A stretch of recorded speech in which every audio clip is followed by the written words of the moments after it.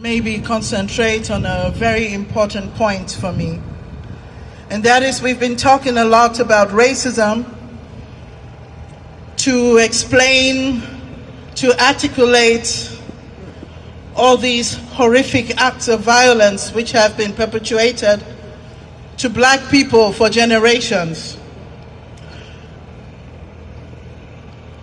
At this point in time, it's very important that we start to call it what it really is. It is anti-blackness. It is Afriphobia. It is the institutionalized degrading of black people. When black people are killed, we start to use the right terms. Racism is everywhere. Racism can be used to describe the killings and the deaths of others. But there is a particular crime which affects black people. How we suffer, how we are killed through inadequate health care, how we are killed through inadequate housing. I mean, racism does not fully articulate the crimes committed against us. Very important when I watch that video and you see Shavin killing a brother in broad daylight with his hands in his pocket. The hands in the pocket, the calmness, the invisibility with which he commits this crime in broad daylight, I think says a lot. It says a lot. And this anti-blackness is in the general society. This system which categorizes, legalizes, sanctions slavery and killings, it has to be abolished and dismantled. So we often pay attention to the interpersonal racism which takes place. But the questions we must now ask ourselves is how we attack the institutionalized racism. Because this is the root on which the disregard is based. There is a structural inability to recognize humanity in our blackness. And this is what the state prosecutor, last Manke, has done by deciding not to file charges. What are we going to do when we leave here? Where do we go from here? What are the next steps? We as people have to realize that this is a war. And we have to be prepared to stand up. And it's not about standing up to what happens in some continent other than here. It's how we close our eyes, how we refuse to speak to the injustice, racial activities and crimes which take place right beneath our eyes. Every one of us should be outraged. Every one of us should have these discussions at home. Every one of us should feel affected. And every one of us should be prepared to give up and to sacrifice the privileges and the powers which we hold on to. Because this is how the injustices are maintained, by our silence and our blindness.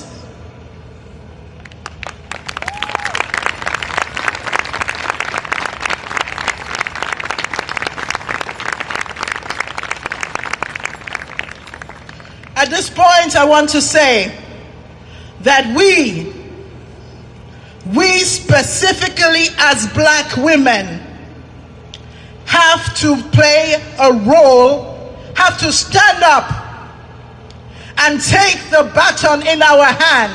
I'm speaking to every black woman and girl who is here today.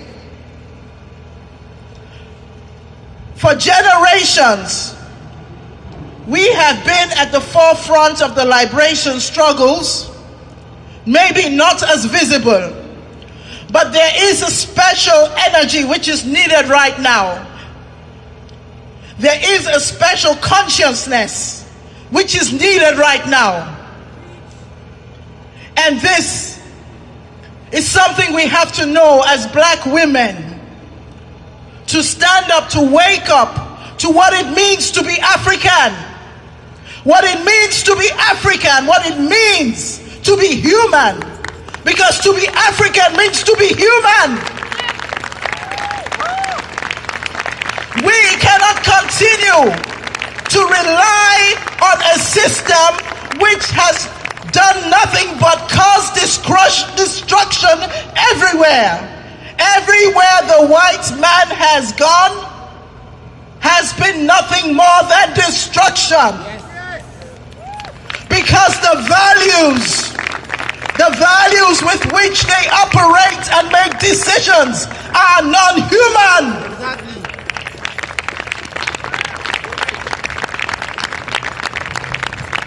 We as black women have to realize that the struggle is not complete until every one of us, our elders have to be involved.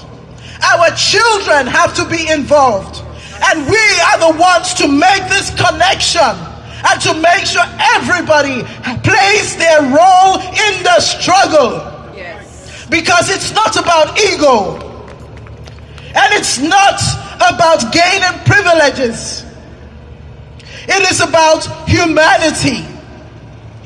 We talk a lot about justice, but what does justice mean? Are we looking for justice according to the Eurocentric definition? What does justice mean? Justice means the truth. There can be no justice without the truth revealed. And it is our role to make sure everywhere we go the truth is exposed. We have to demand the truth. And if you look at the cases, Urijalo, it has taken the commitment of a group of people fighting, committed endlessly on the case. Brother Tonumbabda, it's gonna take commitment. It's going to need our commitment. Yes. We are not going to be rewarded, but we are exposing the truth. Nobody can say, I did not know. Yes. What does it take? It takes commitment to protect ourselves. Yes. Because if you are comfortable, you forget, as long as you are black, even if it's one drop, you are a target. And it takes commitment to build up self-defense structures in our community. Yes. We have to build relationships with each other and care for each other and watch out for each other. Right now as we talk, there has been a case of a brother whose skull was fractured by the police. The first step has been won, and he sat in prison now for 4 months and came out last week. Pay attention to what is going on around you. Around you. We don't need to walk here and send and pay attention to what is happening in the States. My brothers and sisters there are doing what they should do. They are standing up immediately. Yes. What are we doing here? Pay attention to what is happening here in Hamburg.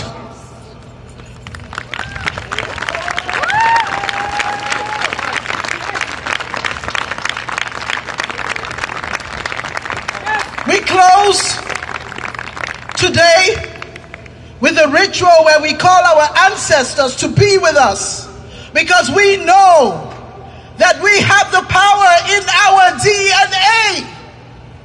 We are a people who have fought and won. Our culture, our traditions, our ways of doing is being appropriated. Why? Because we have value. We have a value.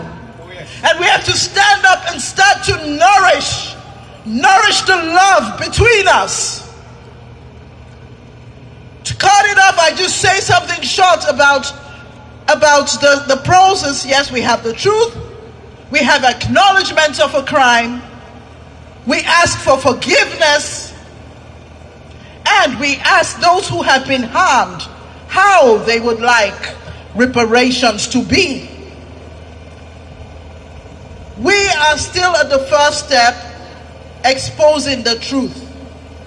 Till today, there has been no apology, not to Urijala's family, not to the family of Tonobabda, not to Christian Schwandek, not for the years of genocide in Namibia.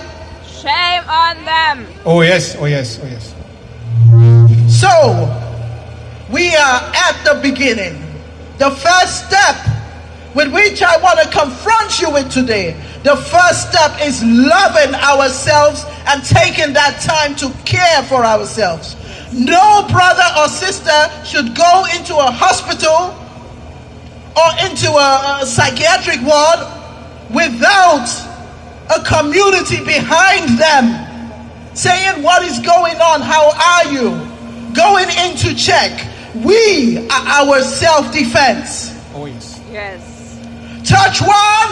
Touch all. Touch one. Church hall. Touch one. Church hall. Touch one. Church hall. Touch one. Church hall. Thank you very much. Thank you. Big hands. Big hands. Big hands.